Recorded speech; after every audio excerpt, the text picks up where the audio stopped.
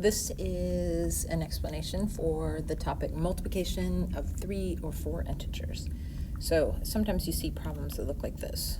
4 times -1 times -2 times -2. And the parentheses here are only so that you don't get confused with all those negative signs and think that they're minuses. This is really times all between all of this. Okay, so the longer answer of this is if I was to multiply 4 times -1, a positive times a negative gives me a -4, right?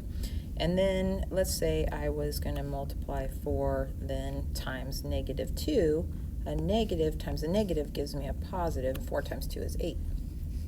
And then if I was going to do 8 times -2, I would have 8 times 2 is 16, and a positive times a negative gives me a negative.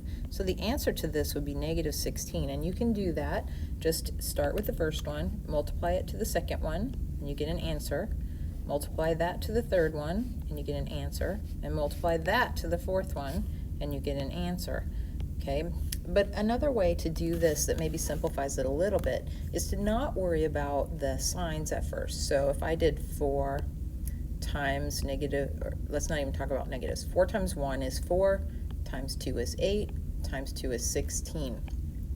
And then what I can do is I can go back to my list of numbers and count how many negatives I have. 1, 2, 3.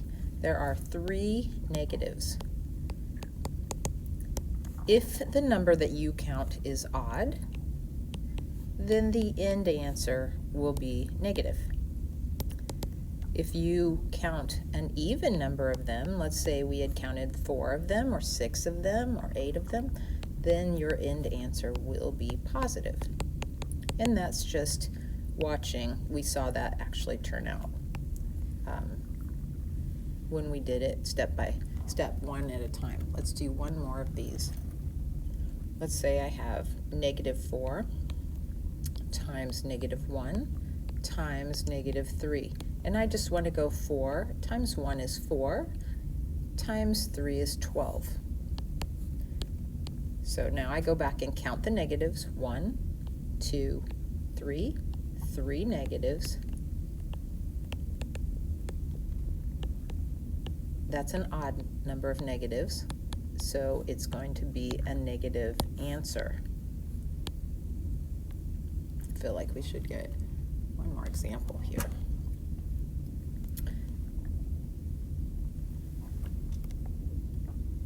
Let's try this. -1